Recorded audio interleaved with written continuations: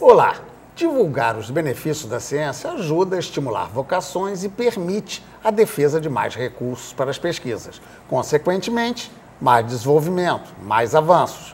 Mas já há quem conteste o rumo do próprio desenvolvimento baseado nas novas tecnologias. Afinal, houve época em que a ciência podia tudo e que tudo seria possível no mundo a partir dos conhecimentos científicos. De repente, o louvado DDT, o pesticida que permitiu o aumento da produção agrícola, revelou-se desastroso para a saúde. Os CFCs dos sprays, geladeiras e ar-condicionado começaram a abrir um buraco na camada de ozônio e tiveram que ser retirados de cena.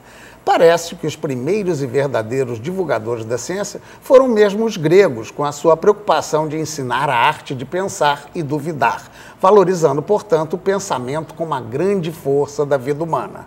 Repensar e definir o tipo de difusão e educação científica que queremos é o desafio dos nossos convidados de hoje.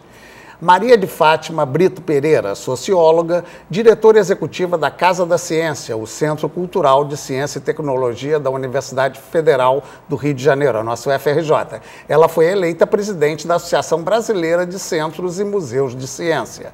Henrique Lins Barros já foi diretor do Museu de Astronomia e Ciências Afins, outro espaço dedicado à popularização da ciência. Doutor em Física e pesquisador titular do Centro Brasileiro de Pesquisas Físicas, o CBPF, e autor de filmes e obras de divulgação científica, integra o conselho editorial do nosso Tome Ciência desde o início, lá nos passados anos 80. Nelson Maculan Filho, doutor em Engenharia de Produção, também nosso conselheiro desde o início, já foi reitor da UFRJ, secretário nacional de Educação Superior e secretário de Educação aqui no estado do Rio de Janeiro. Rui Cerqueira Silva, doutor em Zoologia de Vertebrados e professor titular do Departamento de Ecologia do Instituto de Biologia lá da UFRJ, tem ampla experiência na preparação de professores do ensino médio. Bem, para começar, todo mundo entende divulgação da ciência como se fosse a notícia de jornal, né? E, de certa maneira, pelos meios de comunicação, a gente conhece muito, né, do que a ciência propaga. Eu vou começar com o Rui perguntando para ele exatamente esse conceito de divulgação na imprensa. Você tem um pouco de visão crítica, né, do uso que a imprensa faz da divulgação científica? Exatamente o que você começou falando, quer dizer, a ideia a ciência como algo meio mágico, né, que substitui os antigos magos. Nós, cientistas, vamos criar coisas que vão resolver magicamente os problemas. E não é bem isso que o cientista faz, né? Quer dizer, o que nós, como diz um amigo meu, né, nós somos profissionais do ceticismo, né? Nós não acreditamos em nada, né? Nós estamos sempre duvidando do que nós estamos fazendo e a ciência ela é uma fronteira sem fim, de contínua descoberta. E frequentemente o que é divulgado é feito de uma forma tal que simplesmente assusta as pessoas. Aí as pessoas vêm me perguntar, não, mas você é biólogo, como é que essa história do ovo faz mal ou não faz mal? Não é simples. O problema do ovo não é uma questão trivial que faça mal ou não faça mal. Depende do que você quer dizer com fazer mal. Então, frequentemente, essa divulgação ela é tomada rapidamente, consumida rapidamente, assusta as pessoas ou alegra as pessoas, e isso não é bom. É um falso conhecimento, né? Como qualquer falso conhecimento, isso não é bom. E também não é bom para a ciência, porque fica parecendo que nós estamos enganando, mentindo, que não sabemos o que nós estamos dizendo. É que é realmente difícil explicar e divulgar o que é que nós fazemos, né? E isso depende, na verdade, de duas coisas, né? Que tem a ver com a educação. Uma é com a educação em geral, com a amplitude do saber. Quanto mais a pessoa sabe, mais ela é capaz de entender o que ela está lendo. E uma coisa particular na educação, que é a educação científica, quer dizer, um certo conhecimento dos fatos científicos, né, da ciência estabelecida, e um pouco de como ela opera, que junto com este saber permitem que as pessoas possam também pensar no que está sendo dito e não aceitar acriticamente. Bem, uma das questões e passa lá pelo pessoal que vai com a curiosidade para uma casa de ciência, seja da UFRJ ou as outras que existem, né? É imaginar que a ciência realmente, nesse sentido crítico, o Rui falou, é capaz de resolver tudo, ou você acha que as pessoas chegam com mais dúvida? Qual é a sua visão, Fátima? Eu acho que o grande desafio, né, que não só os museus de ciências, mas todo mundo que trabalha no campo da popularização da ciência, é, primeiro, falar, né, dos riscos e benefícios que a ciência hoje traz e mostrar que a ciência ela é um processo. Ela está em construção e ela não tem verdades absolutas.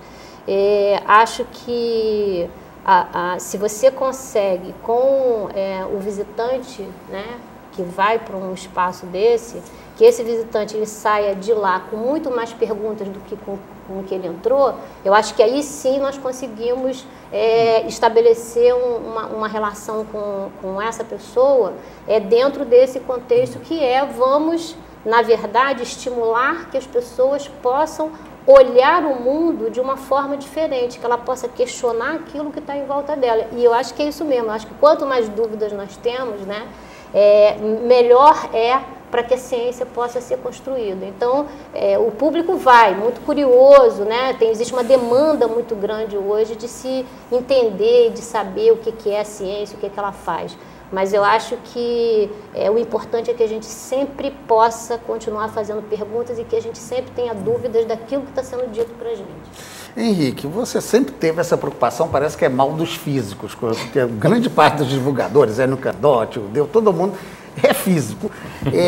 Por que sempre essa preocupação desse grupo de pessoas, ou de muitos cientistas, em querer divulgar? Eu citei ali que é bom para estimular vocações, mas também é bom para defender as verbas. Passa um pouco por aí, não?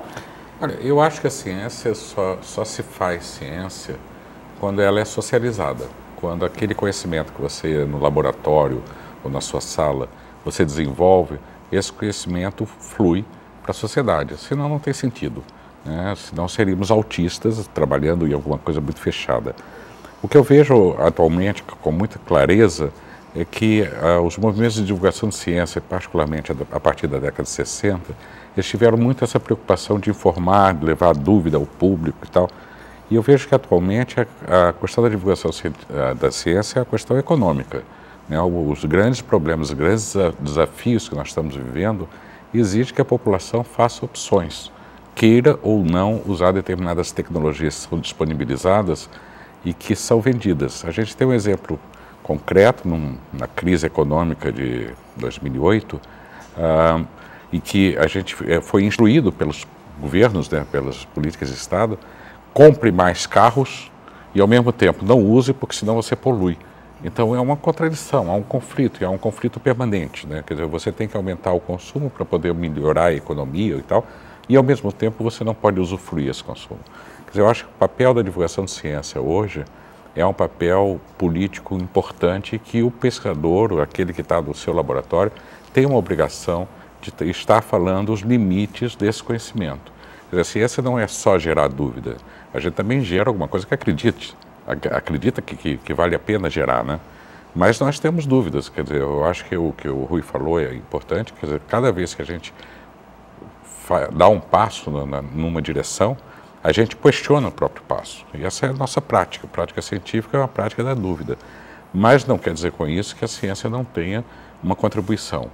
O problema que eu vejo é que na sociedade atual, tecnológica, a passagem de um conhecimento científico para um bem tecnológico disponibilizado é muito rápida.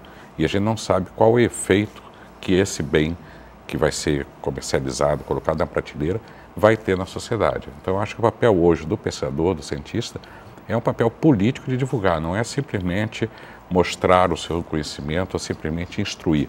No século XIX, a divulgação de ciência era muito pela instrução, né? Você tinha publicações como A Ciência para Todos e várias publicações europeias e americanas e brasileiras até, que era dar uma bagagem cultural para o cidadão, né?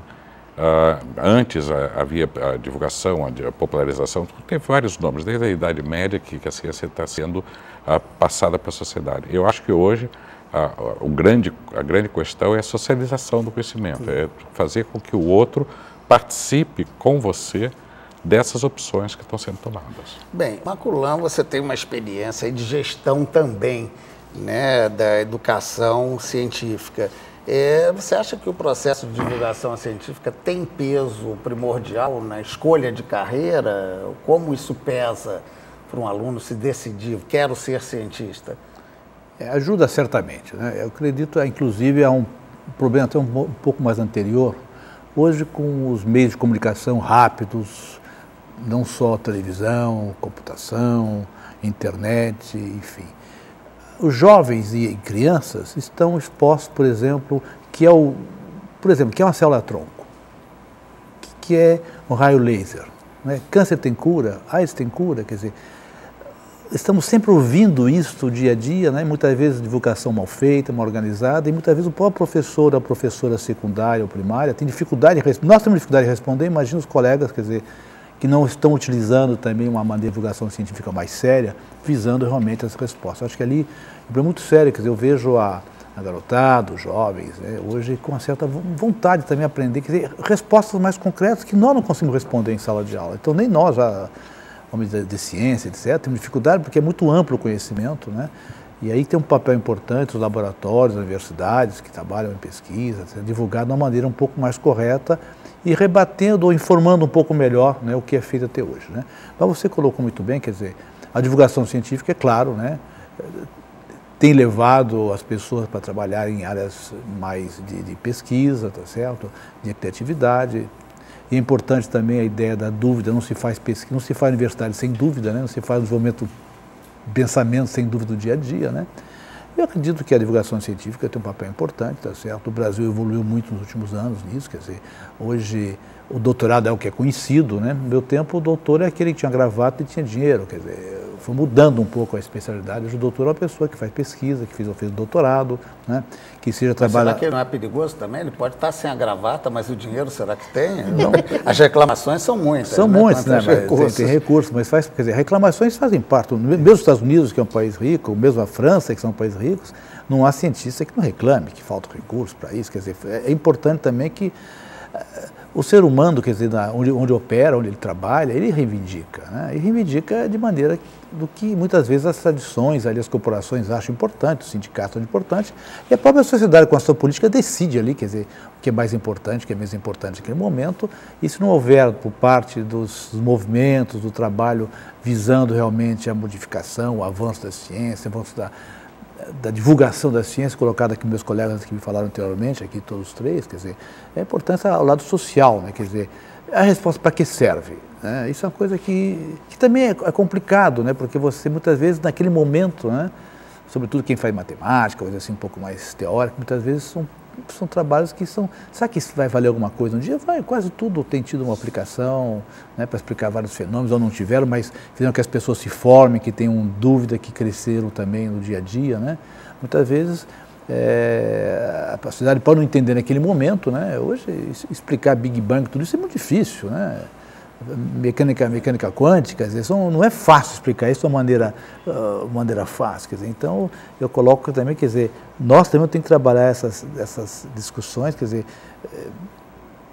essas teorias serviram sim a discutir, nós temos dificuldades, tentar explicar o universo, explicar os micróbios, tá certo, assim por diante. Então, acredito que tudo isso é importante, discussão, mas como foi colocado aqui, tem que expandir, tem que voltarmos atrás quando as teorias não estejam corretas, se não estiveram certas, né? Porque a gente faz muita teoria, não é? Ou modelo matemático de uma natureza que nem sempre, né, é exatamente aquilo que a gente consegue representar. Bem, nós vamos fazer um breve intervalo, colocada a questão já na mesa, para evoluir um pouco mais sobre as necessidades de divulgação e repensar também a questão da educação científica em nosso país. Um instantinho só que a gente volta já já.